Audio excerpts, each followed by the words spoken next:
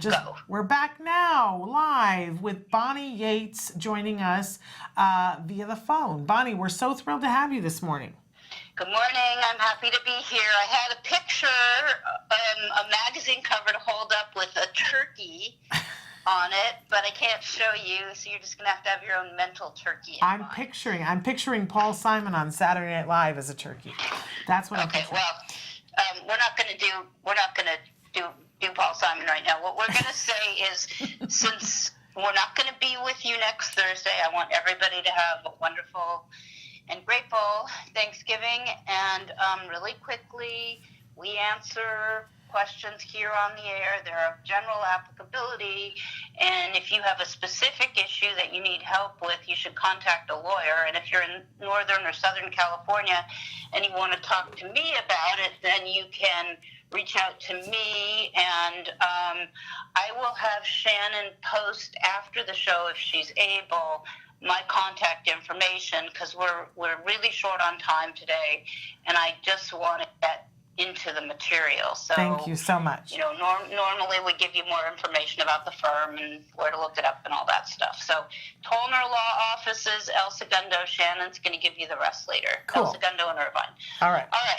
So an area of special education that doesn't always get explained to parents is what happens if your child is injured at school, and in what kinds of instances is there liability on the part of the school district for injuries that a child or student sustains in either an on-campus function or an activity that's an extension of the school or of the district. So, you know, you could have somebody who had his leg accidentally broken by a teacher at school. We had a case like that. Or you could have a kid that was traveling on a district bus to a sporting event, and the bus was in a bus crash. And then there's obviously and unfortunately sexual abuse. So I'm going to talk a little bit about what constitutes a cognizable injury for purposes of bringing a damages action against the school district. And by damages, I mean money damages, which are not available under the IDEA. So these are other statutes, so that you will be on the lookout and you can prevent and you can protect your child if they are injured at school. So I just have a variety of materials. We'll get through as much as we can. A recent article that I looked at, I mean, we're sort of starting with the worst first, was entitled "How a Culture of Covering Up Sex Abuse at Public Schools is Hurting Children and Costing Taxpayers Millions." And basically, the Southern California News Group did a very comprehensive analysis to see whether there was effective reporting going on by school personnel about things that were happening at school. And they concluded in school districts across Southern California, some educators are shirking their duty to report to law enforcement, choosing to keep things quiet rather than, quote, ruin lives, unquote, of coworkers and suffer the taint of bad publicity. As a result, the Los Angeles to Redlands and Riverside to Torrance victims of sexual abuse are settling lawsuits with school districts that failed their students, costing taxpayers more than $313 million in 7 years. So the point about this article is that the taxpayers pay to support the schools, and then when the schools don't adequately address the issue of injuries to students on campus, the taxpayers pay again. So they had some discussion about specific cases of child abuse that happened at school, and they're pretty horrible, and I'm not going to go into the specifics. Yeah, thanks. But it seems to be one of those institutional problems where, for whatever reason, structurally, the institution doesn't root out bad actors and corruption, and it tries to maintain the status quo. So they gave us a little bit of a profile of like where the misconduct occurs. So 53% is at school or at a school event, and then another 19% was online, and the rest occurred outside of school. The victims were 56% female, 15 was the average age, 62% were high school students, 49% were minority students, 53% were economically disadvantaged. The offenders were 67% male, 78% white, average age of 36, 68% were general education teachers, 21% were coaches, 9% were music art teachers, 50% had prior allegations against them, 7% had prior arrests with an average jail sentence of 47 months, 53% were convicted, 51% were registered as sex offenders, 36% were on paid leave, and 24% resigned. So that was really, those are really pretty daunting, terrible stats on what's happening at school. Then they look at specific school districts and how they dealt with allegations of child sex abuse. They looked at Redlands Unified, and they found that there was essentially a cover-up. They looked at I just want to tell you quickly the districts, and then I can send the article. Okay. They looked at, Good. Torrance Unified. Torrance Unified had a very, very big settlement, a $31 million settlement with families of teens molested by wrestling coaches. And then they looked at two LAUSD cases that were very bad and were in the paper and were super upsetting and also highly sensationalized by the newspapers for their own reasons, but be that as it may. Those are arguably the most serious injuries that occur at school, but there's other kinds of injuries, including like restraints and seclusion, personal injuries. Sometimes, teachers hit kids, or they can also be liable for excluding a kid from school or from a school activity on the basis of their disability, like a student who was told, you can't play on the golf team because you have an IEP. And so it's not only the really egregious, obvious injuries like sexual abuse, but there's also disability discrimination. And then the question is, how do you enforce those rights? So I sometimes have parents report to the Department of Children and Family Services and the police department if there's a continuing pattern of students coming home with bruising and there's no explanation for the source of the bruising. So I tried to find an article for everybody about reporting duties for students, and I just couldn't find one, but I found a disability rights publication on reporting elder abuse, and what it does talk about that I want to make you aware of is that teachers are definitely mandated reporters for abuse. There's no question.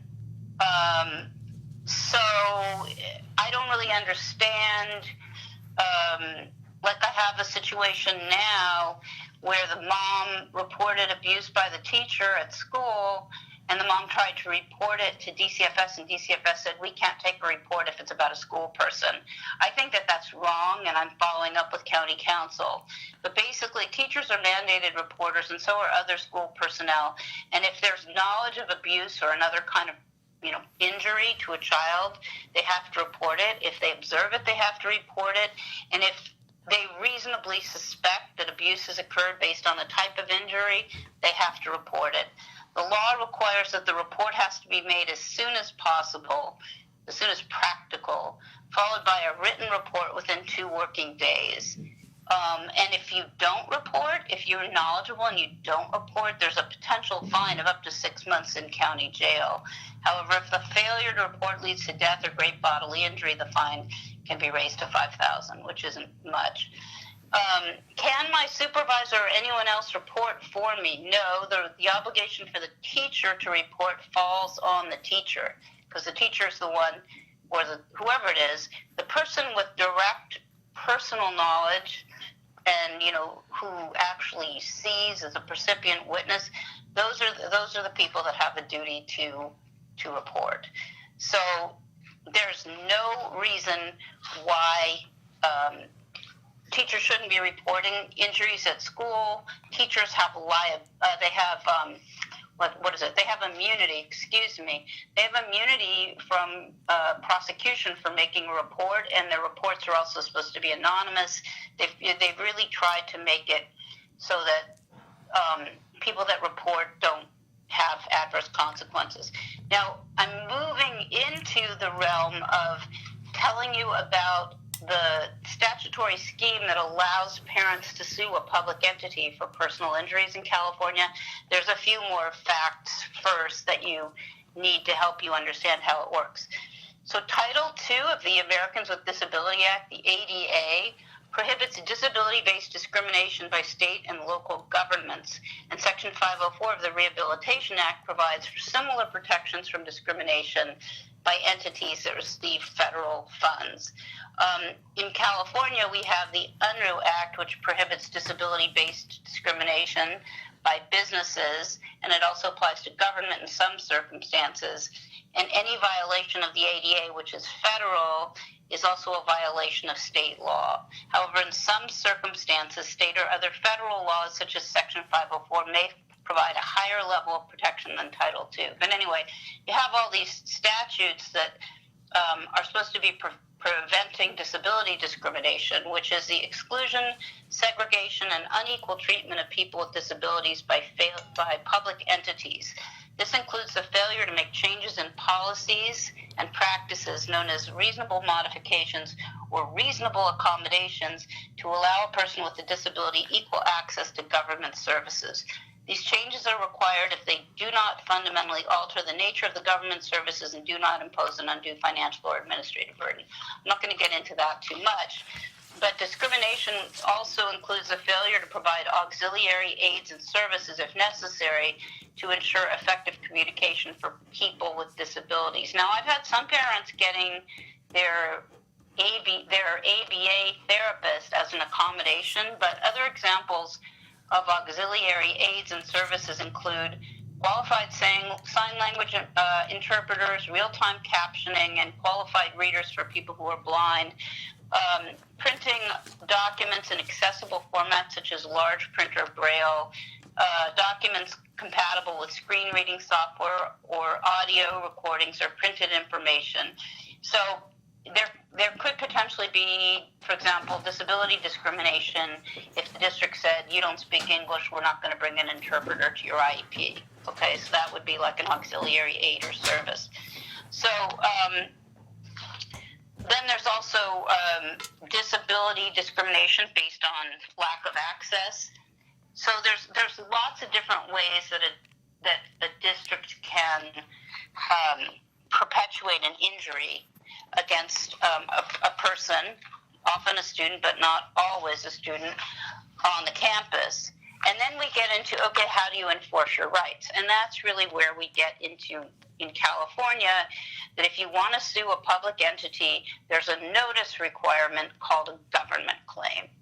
Now, before I go on, Shannon, I've been sort of monologuing for 5 minutes, so do you have any questions? No, I don't, and I'm painfully aware of the time because we have to get you out because you've got a meeting that you have to go to.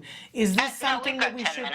We've got 10 minutes. Okay, on my clock we've got 8. Should we wait for this for 2 weeks, or should we? Or do you want to press on? No, we're going to do a little more because we can. All right. So we often prepare a government claim in cases that we may never actually act upon. And the reason that we do that is because they have to be filed within 6 months of the date of the incident. And if it's a minor, no more than a year, but you have to get permission to file a late claim, leave to file a late claim. When I do those, I'm doing them for 2 reasons. One, I'm not sure whether the parent wants to sue or not, and I have to protect that right.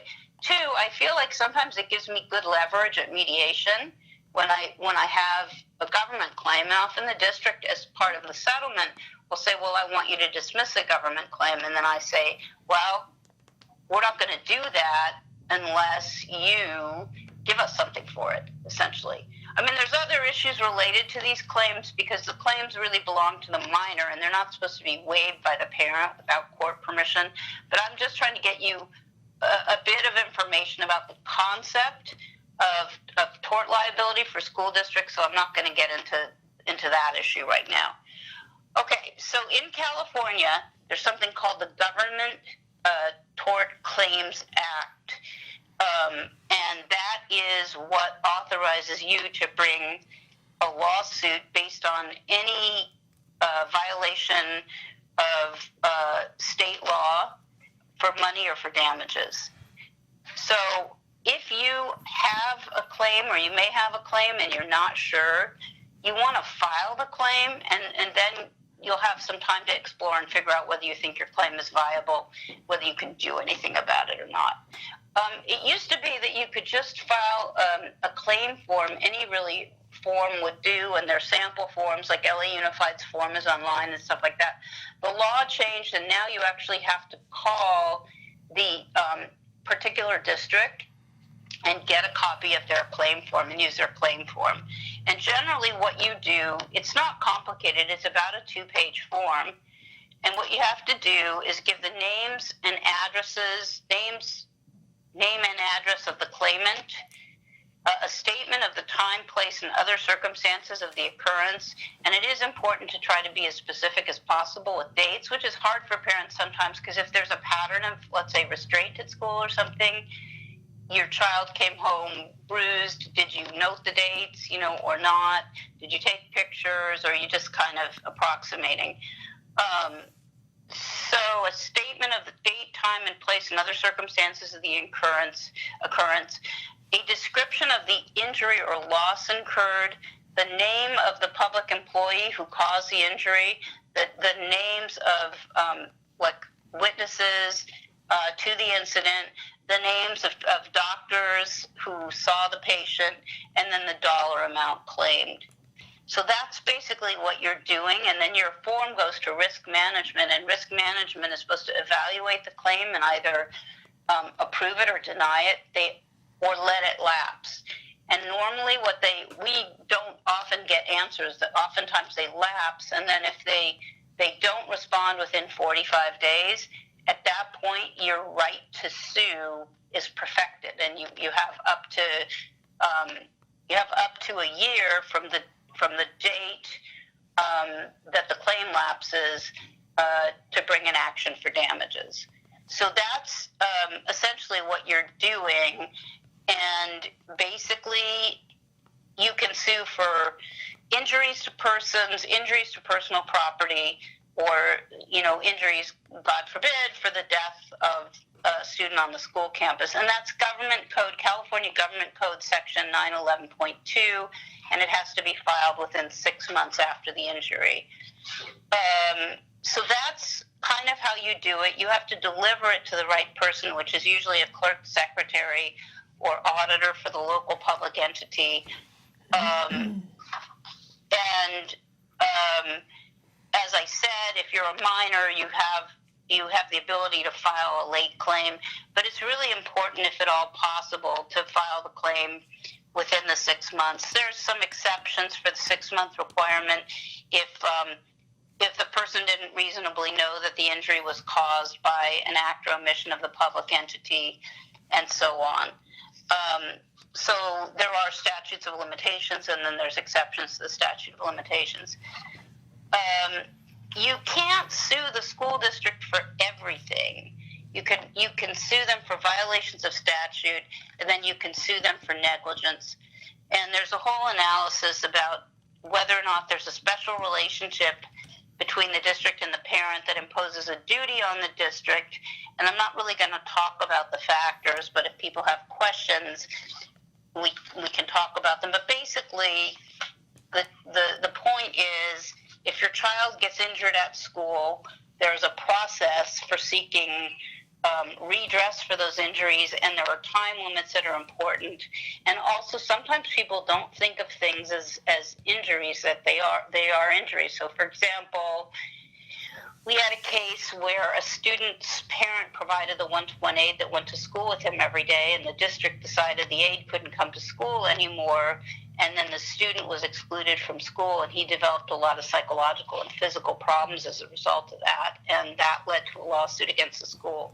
So one of the things I want to encourage you to do is, if you have questions about what is or might be an injury, or anything else that we've covered today, to send in your questions, and we will answer them the week after Thanksgiving, which is 2 weeks from today.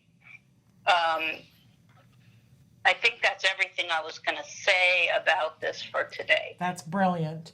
Thank you so much, Bonnie, for taking the time to be with us. We appreciate it always. You're one of the things that's on our grateful list. All right. Well, I really missed the questions. I didn't get any questions this week, so send questions for 2 weeks from today, and I'll update you at that point about our move into our El Segundo office, which we're very excited about. Fabulous. Thank you so much, Bonnie. Okay. Bye-bye. Have a good day, everybody. You too. Bye-bye. Okay, bye. So that was the fabulous Bonnie Yates, special education attorney. We've got much more show and a lot of toys to show you, so stick with us. Hey, thanks for watching Autism Live. To subscribe, click here. And if you'd like to check out some more of our videos, click here.